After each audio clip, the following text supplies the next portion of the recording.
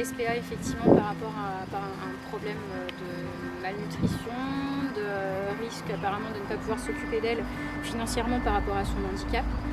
Et du coup, alors c'est vrai que son histoire, on ne la connaît pas trop, dans le sens où on ne sait pas si c'est une mise bas qui a été compliquée, qui l'a rendue effectivement handicapée au niveau de son train arrière, ou est-ce que c'est la malnutrition qui a fait que.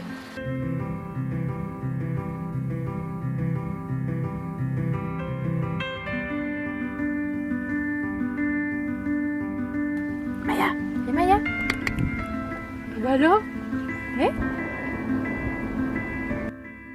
Maya, donc arrivée à la SPA apparemment fin mars, si je ne m'abuse. La question d'être famille d'accueil pour Maya ne s'est presque pas posée au final. Ma fille aînée, donc 19 ans, est bénévole à la SPA de Strasbourg et du coup je suis le fil d'actualité sur les réseaux et c'est là que j'ai vu la petite vidéo de Maya qui essaie tant bien que mal de se débrouiller avec ses deux pattes avant. Et pour le coup, en fait, je revenais moi d'une opération. J'étais en convalescence quelques jours et j'ai dit à ma fille on va à la SPA, tu me la fais rencontrer. Et là ça a été un vrai coup de foudre au point où j'ai pleuré en la voyant dans les bras de ma fille. En gros, comme quand on a mis mes deux enfants à la naissance sur le ventre. Et du coup, la question s'est posée ou non, parce que forcément, on la voit là dans un bureau, on se dit elle n'est pas dans un box, donc elle n'est pas très visible aussi du public. Oui, je me suis dit ce qu'il lui faut, c'est de la stimulation. Et nous, on est en mesure de lui donner jusqu'à là, et encore quelques temps bien sûr, le temps qu'il faudra, surtout avec nos deux chiens, qui la stimulent à 100% aussi, donc elle a envie de les suivre.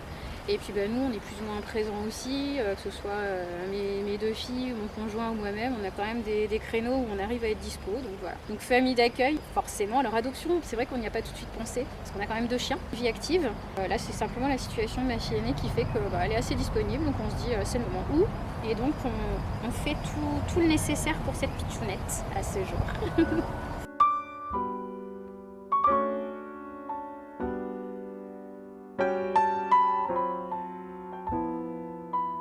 Au boulot, j'ai envoyé X messages à ma petite famille pour savoir effectivement comment se passaient les présentations avec nos deux autres chiens, parce qu'on a quand même un Braque de Weimar de 6 ans et demi, donc c'est un gabarit autre. On a un teckel qui pour le coup est maintenant un peu plus grand qu'elle, même si c'est le petit de la famille à la base. Et c'est vrai que les présentations se sont extrêmement bien faites. Après, on a décidé effectivement de faire ceci et de tester sur une journée parce qu'on connaît nos chiens. On sait qu'ils sont sociables et pour le coup, elle se sentit très à son aise au point où elle a même grogné les chiens de la maison pour aller leur piquer leurs jouets, elle qui ne prête pas les siens, boire dans leur gamelle alors qu'elle ne veut pas qu'on boive dans la sienne, enfin voilà. Du coup, l'acclimatation sur une journée s'est bien faite et en sortant du boulot le soir, il était question que je vienne donc chez nous la récupérer pour la ramener à la SPA. Et là concrètement, j'ai appelé le conseil familial et la décision a été prise de tester encore quelques jours, donc ça fait à peu près 1 mois et demi.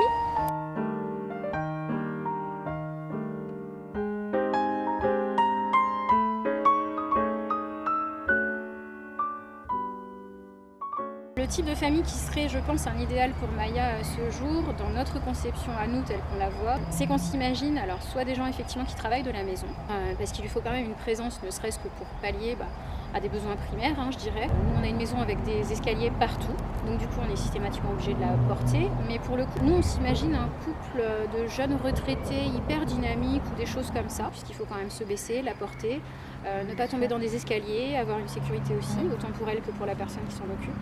Donc je pense qu'un couple de jeunes retraités actifs, dynamiques ou autres, ce serait l'idéal, sachant qu'elle sait très bien rester seule 4 à 6 heures de temps pour l'avoir testée, sans aucune fuite, sans aucun problème. Elle est très cool, elle est très sociable et obéissante, donc voilà.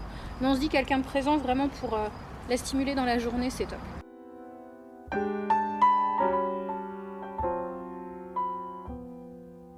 S'occuper d'un chien handicapé, c'est vrai que c'est pas forcément très simple ou très, je dirais, très limpide de prime abord, enfin c'est pas très instinctif. Après, moi j'ai énormément fait le ratio, je dirais, avec éventuellement un enfant, un bébé qui ne sait pas marcher ou qui commence un 4 pattes. En plus c'est quasiment le même gabarit, enfin là c'est gabarit naissance, mais pour autant, c'est vrai que le premier jour, enfin les 3 premiers jours, j'avoue que j'ai eu une sacrée baisse de morale.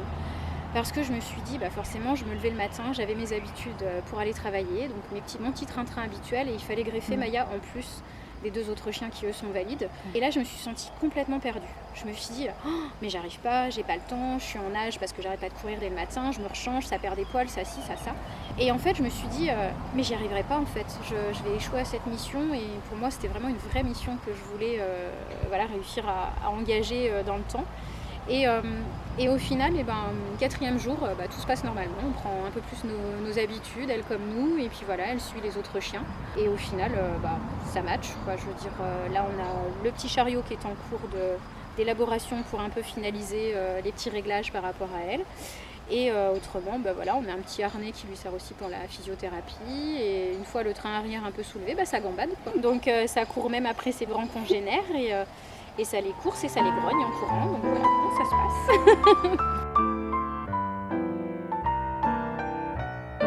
Au niveau de son comportement, au départ à la SPA, quand on l'a récupérée, on nous a dit qu'elle n'était pas forcément sociable au niveau de ses congénères, qu'elle n'aimait pas forcément les autres chiens. Le test ayant fait à domicile que finalement un grand chien et un moyen, voire petit, ça se passe très bien. Elle sait s'imposer, les nôtres socialement, comme dit, savent aussi mettre les limites, comme chez nous les humains.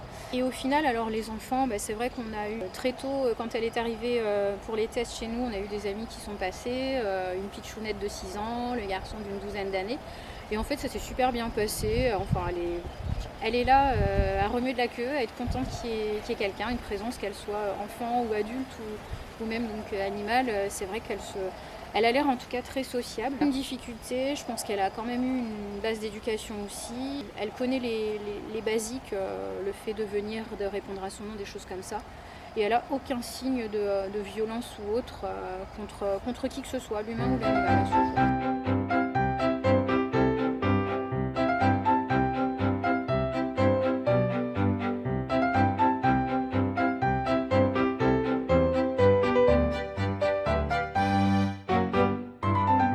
S'imaginer que Maya va partir de chez nous, c'est déjà très compliqué d'y réfléchir effectivement. Néanmoins, on se dit que c'est des choses qui peuvent arriver et que si ça doit être pour son bien, forcément, ce sera positif ou pour elle.